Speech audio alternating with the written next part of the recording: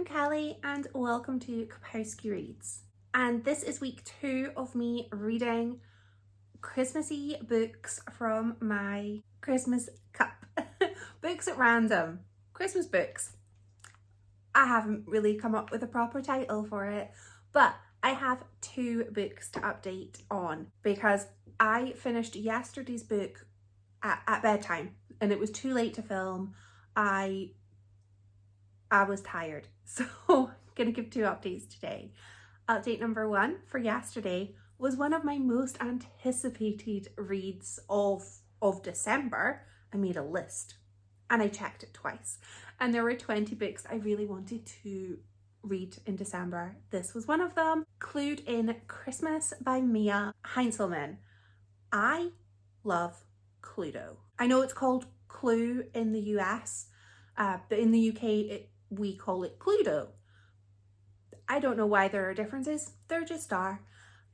It's my favorite board game. I think joint with the Cindy board game, which I have as well, and I play it by myself because I am cool. I also like Parks.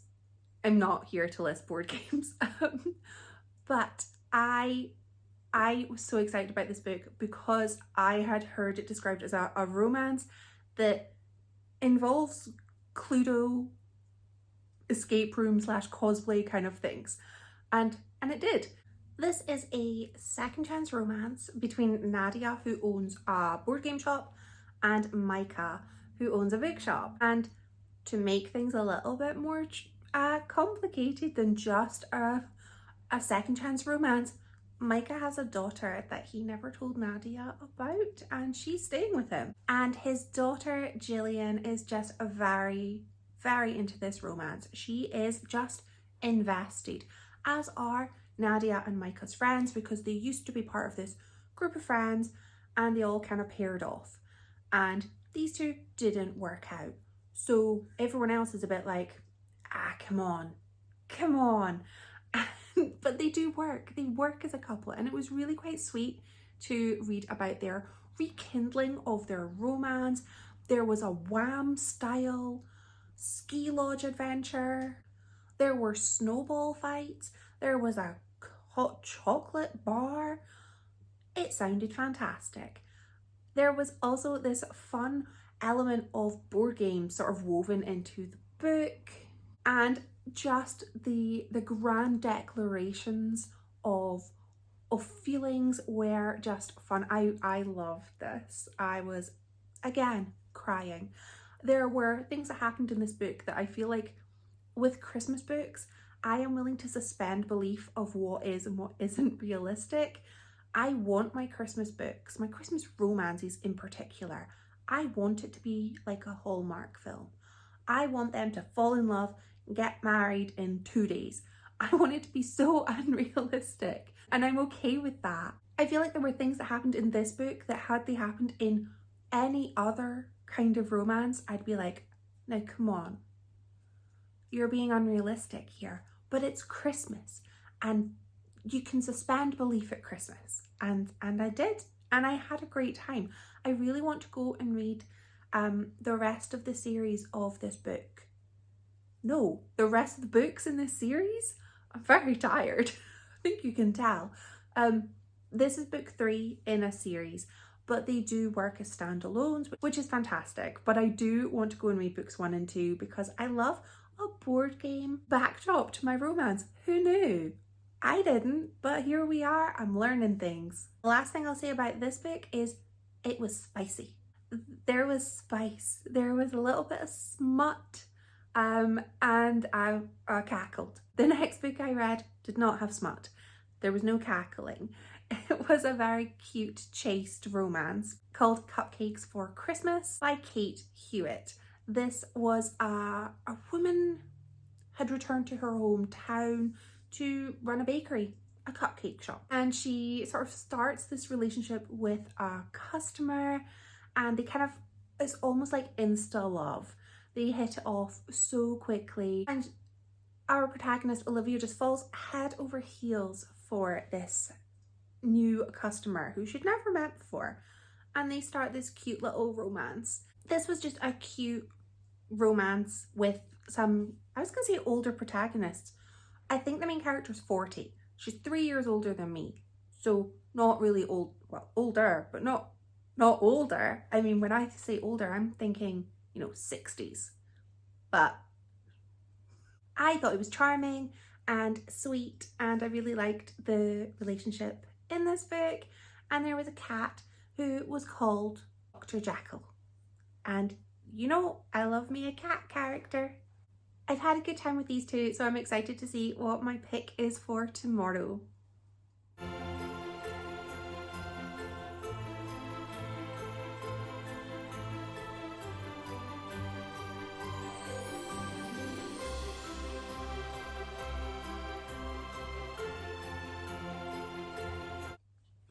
Today's pick was The Best Worst Christmas by Kate Forster. I've never read from this author before, so I was quite excited because I have 2 books by her in my Audible list and possibly in my Christmas cup. I don't even remember what's in there. So this book is about Lily, who has been in Australia for 10 years. She went there after a pretty bad breakup with the boy next door, and she's returning home for Christmas. When she arrives back home, it's supposed to be a surprise. However, it's a small town, everybody knows everything. They know she's coming back. And she finds that her mother is now in a relationship with her own ex-partner's father. So she is now trying to navigate through Christmas with this new sort of almost blended kind of family where the parents are together, and she's just spending time again with the boy who broke her heart. And I feel like this book was fine. It was okay. But it committed, for me, the biggest crime in romance stories, or any stories actually, my most hated trope, I think is my most hated trope, is the miscommunication trope. Use your words, people. Use your words. Don't, if you overhear half a conversation, don't go make a big decision based on that overheard 3 sentences. Get a full picture. So I didn't overly enjoy the sort of rehashing of a miscommunication of 10 years ago. I wasn't rooting for them to be together. I found the characters, I didn't really like the main character or her love interest, Ben, but I liked their parents. I really liked their parents and I wanted their storyline. Lily's mum is in this feminist choir. They dress up as witches, and her mum sounded so fun. I wanted a whole story about her mother. But Lily and Ben, they felt so immature, and I mean, Ben's a doctor. You need a level of maturity there. But they had a lot of issues with each other. 10 years later, things still felt so raw, and it was kind of like, I don't know, it felt a little like it was kind of almost a Hallmark film and so close to being what I wanted, but I kind of felt it didn't reach the mark for me. However, I really enjoyed having one of the characters get their bum bitten by a reindeer. That made me chuckle. Because everybody was okay, so it made me laugh because it felt silly at points, and I really liked the silliness. I didn't overly like the romance so much. Silliness, good. Small town vibes, good. Returning home to your small cozy town and your mom, also good. Romance, bleh. Didn't really like that. But overall, it was fine. Let's hope that tomorrow's book is also at least fine. That's all we're hoping for.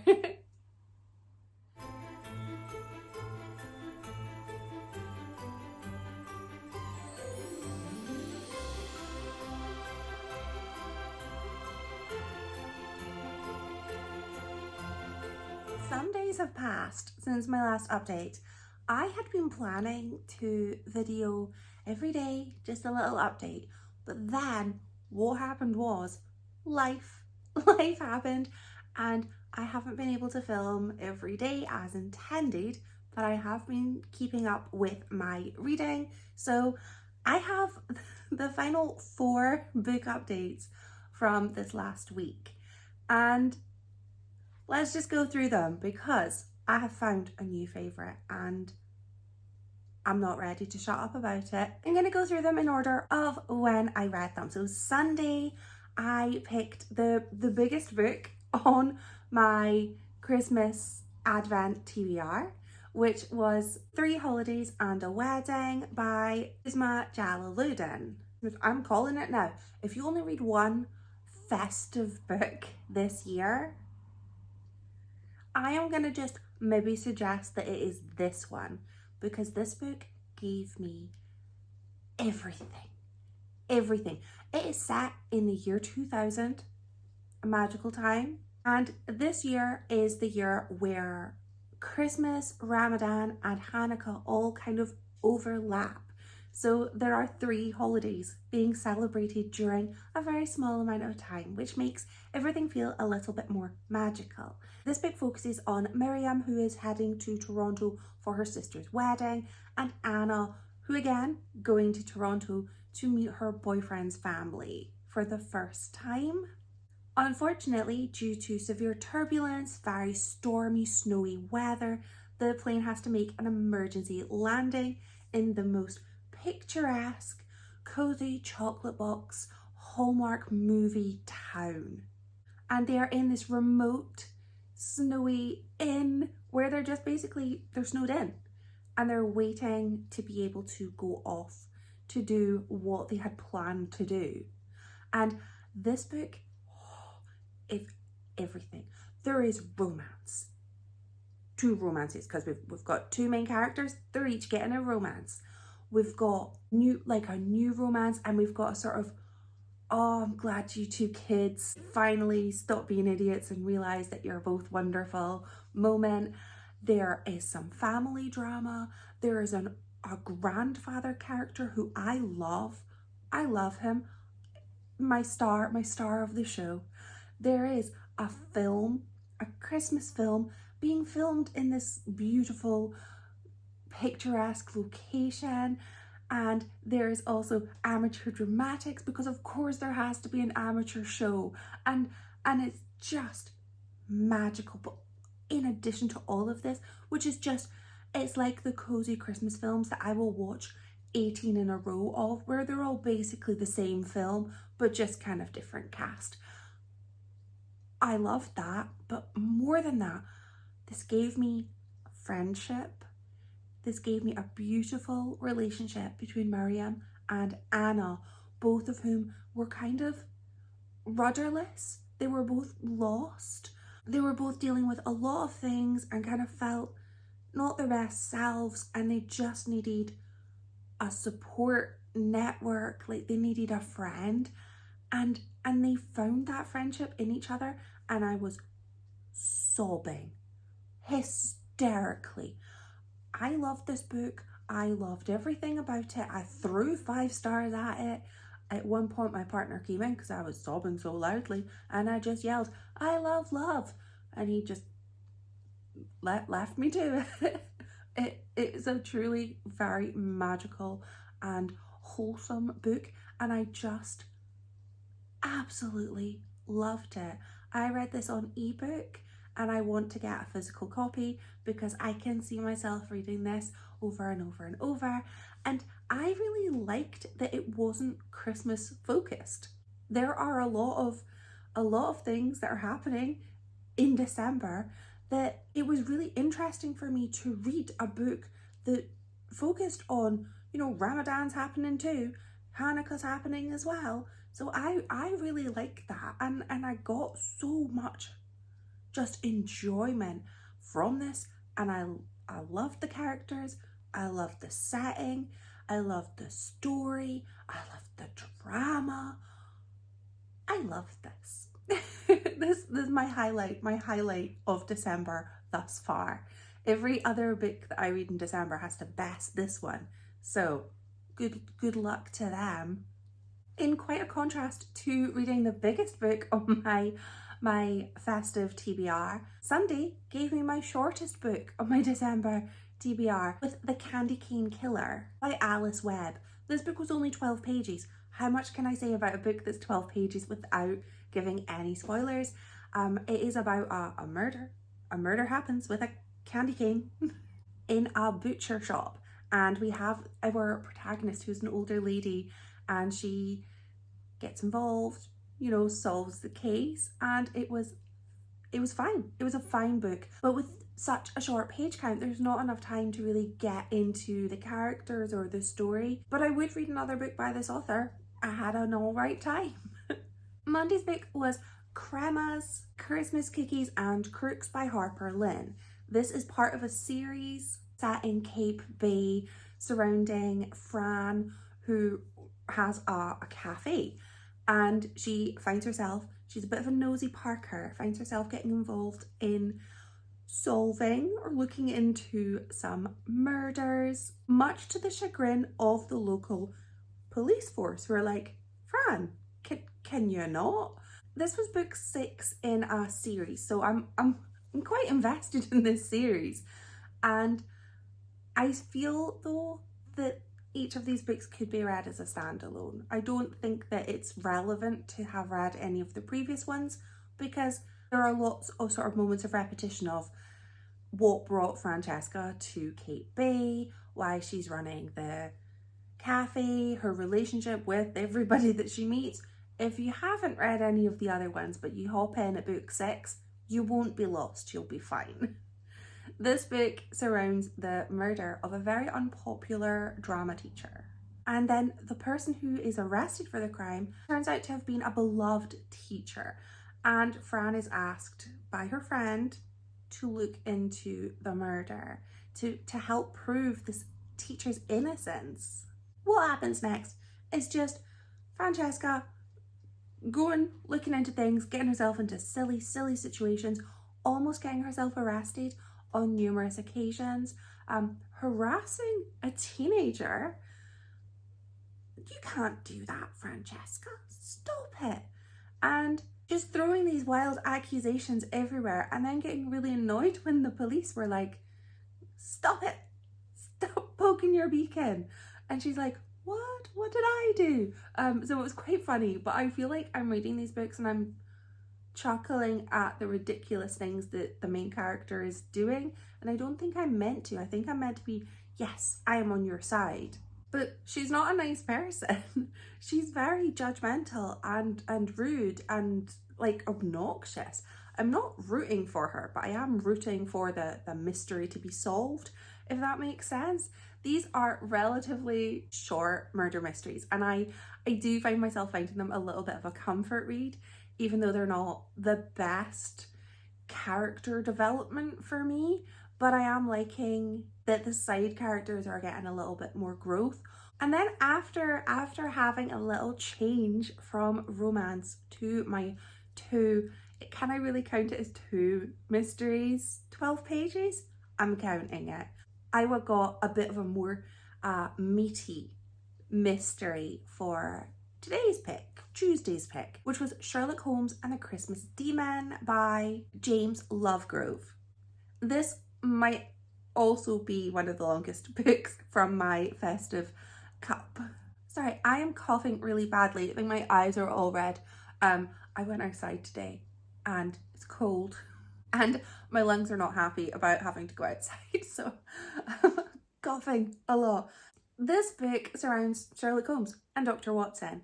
I believe that Sherlock Holmes is probably in the public domain now, and that's why there is another author who is writing Sherlock Holmes books. This is a really enjoyable, festive mystery set in a grand home. There is a young woman, she is 20, and upon her 21st birthday, she is going to inherit quite a lot of money, and her inheritance is based upon her being sound of mind when she's 21. And she has been seeing this sort of creature known as the Black Thuric, which is kind of like a local version of Krampus. And, well, she's not sure if she's going mad or if somebody's trying to make her look like she's going mad so that she doesn't inherit what she's supposed to inherit in just a number of days. So Sherlock Holmes and Dr. Watson find themselves heading off to this grand manor home at Christmas time to basically prove whether Eve is or isn't sound of mind, to basically be like, there is no Krampus creature here, or there is a Krampus here. While they are there, things get a little bit messy and there's a murder. And I mean, who better to have around when there's a murder in Victorian times than Sherlock Holmes? I loved Sherlock Holmes books when I was a child. I used to read them when I was really little. It just sort of got that little bit of nostalgia for me. I enjoyed this. I feel like I got the Sherlock Holmes, the Watson dynamic. I felt like the characters were very, very much like the characters that I had grown up loving, and I really liked the mystery. I love a book in a grand home. I love a mystery in a grand home. I love the family drama in a grand home. So I really did enjoy this, and I would be keen to read more books by this author with their interpretation of Sherlock Holmes and Dr. Watson. I thought it was really fun. And I really like the sort of drawing in some local folklore with their tales of the Black Thurick and how they would steal children away or, you know, hit them with sticks. I thought that was really interesting, and it did mention that a lot of local areas have their own kind of lore about this almost opposite of Santa character, and I thought that was really interesting and I liked it. I did guess who done it, but that's okay because it makes me feel clever, and it's nice to feel clever. So those were my 7 books for this week. I will try to record my videos as I go for next week. Work's just been hectic, so I hadn't had a chance to film. But I'm absolutely delighted with the way that this week has gone and that I have found a 5-star and a new seasonal favourite read. Let me know if you've been doing any seasonal reading yourself or if you've read any of these. Thank you so much for watching.